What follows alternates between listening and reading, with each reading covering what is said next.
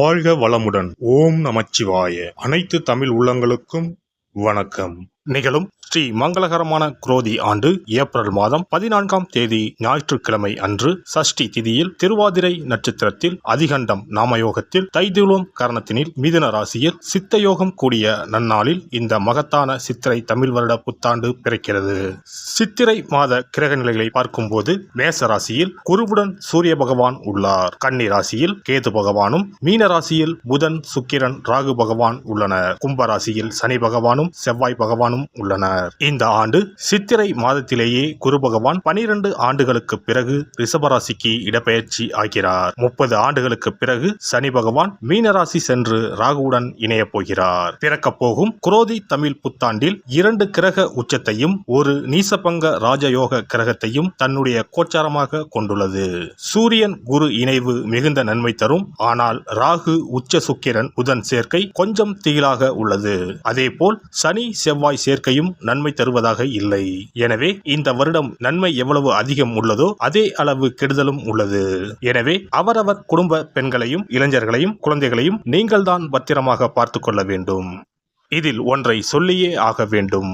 நினைப்பதை நல்ல செயலாக நினையுங்கள். ஏனெனில் கொஞ்சம் கோக்குமாக்கு யோசனை எட்டி பார்க்கும். வேறென்ன, ஒரு துணையை செட்டப் பண்ணலாமா என்று ரொம்ப நாளாக மனதில் ஓடிக்கொண்டே இருக்கும். இந்த மாதிரி விளங்காத யோசனைகள் எல்லாம் வேண்டாம். செல்வம் செல்வாக்கு பெருக, நல்ல நட்பு கிடைக்க, முயற்சிகளில் முன்னேற்றம், வாழ்வின் அபிவிருத்தி என இவை சார்ந்து சிந்தனை செய்யுங்கள். இந்த வருடம் அத்தனையும் நடக்கும். நல்லன எல்லாம் கைகூடி வரும். விருச்சிக ராசி அன்பர்களே, குரோதி ஆண்டில் குருவின் பார்வை உங்கள் ராசியின் மீது விழுகிறது. லாபஸ்தானம், தைரியஸ்தானங்களின் மீது குருவின் பார்வை விழுகிறது. குரு பகவான் உங்கள் ராசிக்கு 7ஆம் பாவமான திருமணம், கூட்டுத் தொழில், வாழ்க்கை துணை, வெளிநாட்டு வாழ்க்கை, காதல் ஆகிய காரகங்களை குறிப்பிடும் ஸ்தானத்தில் பயணம் செய்ய போவதால் வேலை தொழிலில் முன்னேற்றம் உண்டாகும். பொருளாதார நிலையில் இருந்த முட்டுக்கட்டைகள் அகலும். வரவேண்டிய பாக்கிகள் வரும். கடன்கள் அடைப்படும். குரு 7ஆம் வீட்டில் அமர்ந்து உங்கள் ராசியை பார்க்கிறார். உங்களுடைய நீண்ட நாள் கனவுகள் நனவாகும் நேரம் வந்துவிட்டது. குரு தன்னுடைய 5ஆம் பார்வையால் லாபஸ்தானத்தை பார்வையிடுவதால் குடும்பத்தில் ஏற்பட்டுள்ள குழப்பங்கள் தீரும். வெளிநாடு தொடர்புடைய வேலைகள் அமையும். சம்பாதிக்கும் பணம், சொத்து, வசதி வாய்ப்புகள் பெருகும். குரு 7ஆம் வீட்டில் அமர்ந்தாலும் உங்களுக்கு கேந்திராதிபதி தோஷத்தை கொடுக்க மாட்டார். சுபகாரியம், திருமணம், கூட்டுத் தொழில் போன்ற நன்மைகளை செய்வார். முயற்சி ஸ்தானத்தை குரு பார்ப்பதால் பொருளாதார நிலையில் முட்டுக்கட்டைகள் அகலும். நீண்ட நாட்களாக வரவேண்டிய பாக்கிகள் வரும். கடன்கள் அடைபடும். வருமானத்தால் சேமிப்பு உயரும். உங்கள் ராசிக்கு 3 மற்றும் 4ஆம் வீட்டிற்கு அதிபதியான சனி பகவான் 4ஆம் வீட்டில் ஆட்சி பெற்று பயணம் செய்வதால் சச மகா யோகம் கைகூடி வரப்போகிறது. வேலை இல்லாமல் இருந்தவர்களுக்கு குரோதி ஆண்டில் வேலைக்கான வாய்ப்பும் சந்தர்ப்பமும் அமையும். சுகஸ்தானத்தில் பயணம் செய்யும் சனி பகவான் உங்கள் ராசியை 10ஆம் பார்வையாக பார்க்கிறார். 3ஆம் பார்வையாக உங்கள் ராசிக்கு 6ஆம் வீடான ருண ரோக சத்ருஸ்தானத்தை பார்க்கிறார். 7ஆம் பார்வையால் உங்களின் தொழிற்ஸ்தானத்தை பார்வையிடுகிறார். வேலை காரணமாக சிலருக்கு இடமாற்றம் கிடைக்கும். வெளியூர், வெளிநாடு செல்ல வேண்டியிருக்கும்.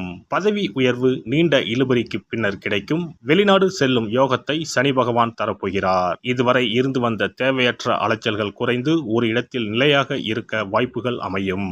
இடம் வாங்குவதற்கு, வீடு வாங்குவதற்கு, வண்டி வாகனம் வாங்குவதற்கு வாய்ப்புகள் தானாக தேடி வந்து சேரும். குரோதி ஆண்டில் உங்களுக்கு நிம்மதியும் சந்தோஷமும் கிடைக்கப் போகிறது. உங்களுக்கு விடிவு காலம் வந்துவிட்டது. இனி தொட்டதெல்லாம் துலங்கும். தேவையற்ற செலவுகள் குறையும். செய்யும் முயற்சிகளில் வெற்றி கிடைக்கும். குடும்பத்தில் அமைதி நிலவும். கருத்து வேற்றுமையால் பிரிந்த தம்பதியர்கள் ஒன்று சேர்வார்கள். கேது பகவான் தொழிலில் முன்னேற்றத்தையும் வீடுமனை வாங்கும் யோகத்தையும் கொடுப்பார். தோஷங்கள் நீங்கி சந்தோஷங்கள் அதிகரிக்கப் போகிறது. உங்களின் விருச்சக செவ்வாய் சனியுடன் கூடி நிற்கிறார். உங்களுக்கு இஷ்டமான முருகரை வணங்கவும். சனி செவ்வாய் சேர்க்கைக்கு செவ்வாய்க்கிழமையில் கொள்ளு, சுண்டல், செம்பருத்தி பூ இவற்றுடன் அகல் விளக்கில் சிகப்பு துணியில் 25 மிளகாய் பொட்டலம் கட்டி நெய் அல்லது இலுப்பு எண்ணெய் ஊற்றி சிகப்பு திரையில் தீபம் ஏற்றவும். பள்ளி குழந்தைகளுக்கும் பள்ளி கட்டிட செலவுக்கும் உதவிகள் செய்யலாம். சிறப்பு பரிகாரம். செவ்வாய் தோஷம் நீங்க செய்ய வேண்டிய பரிகாரங்கள் என்னென்ன, வழிபட வேண்டிய தெய்வம் யார் என்பதனை பற்றி காண்போம். நவ கிரகங்களில் சூரியனுக்கு அடுத்தபடியாக செயல் ஆற்றல் உள்ள கிரகம் செவ்வாய். ஆளுமை திறன், ஆற்றல், வீரம், அதிகாரம் செய்தல், வளைந்து கொடுக்காத தன்மை, தர்மம், நீதி, நேர்மை, நியாயம் போன்ற அம்சங்கள் கொண்ட கிரகம் செவ்வாய்.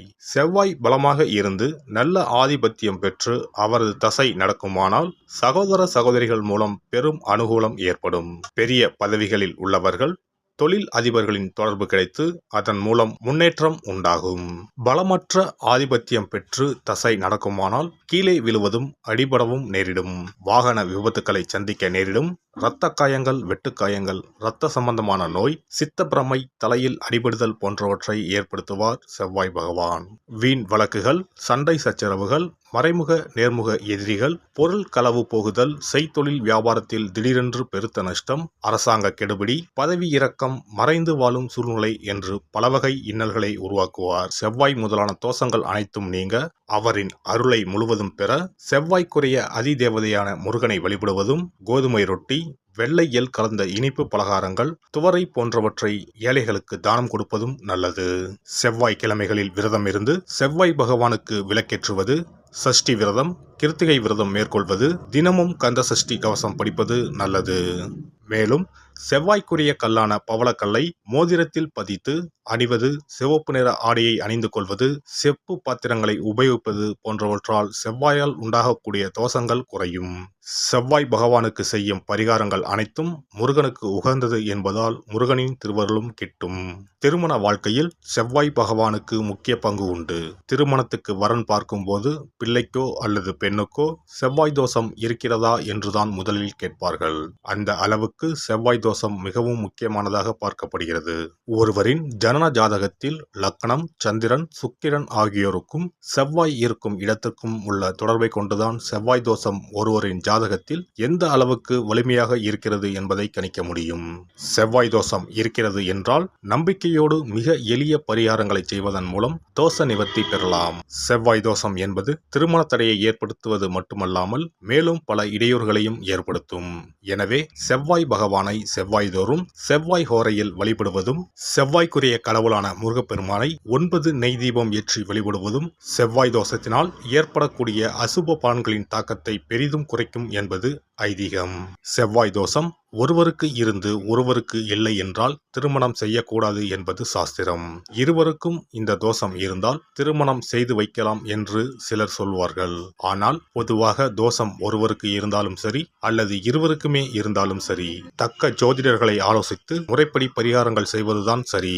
செவ்வாய் தோஷத்தால் திருமண தடை உள்ளவர்கள் வைத்தீஸ்வரன் கோவிலுக்கு வந்து அரச மரத்தடி விநாயகர் ஆதி வைத்தியநாதரை வழிபட்டு ஆலமரத்தை சுற்றி வர வேண்டும். வைத்தியநாத சுவாமி, தையல் நாயகி அம்மன், செவ்வாய்க்கு அதிதேவதையான முருகப்பெருமானை வழிபட வேண்டும். சன்னதியில் உள்ள செவ்வாய் பகவானுக்கு சிகப்பு வஸ்திரம் சாத்தி அபிஷேகம் செய்து பரிகாரம் செய்ய தடைகள் நீங்கும். இந்த வீடியோ பதிவு உங்களுக்கு பிடித்திருந்தால் லைக் பண்ணுங்க, கமெண்ட் பண்ணுங்க, ஷேர் பண்ணுங்க, மறக்காம சப்ஸ்கிரைப் பண்ணுங்க, பக்கத்துல இருக்கிற பெல் பட்டனை கிளிக் பண்ணுங்க. நன்றி, வணக்கம். ஓம் நமச்சிவாய. சிவாய நம.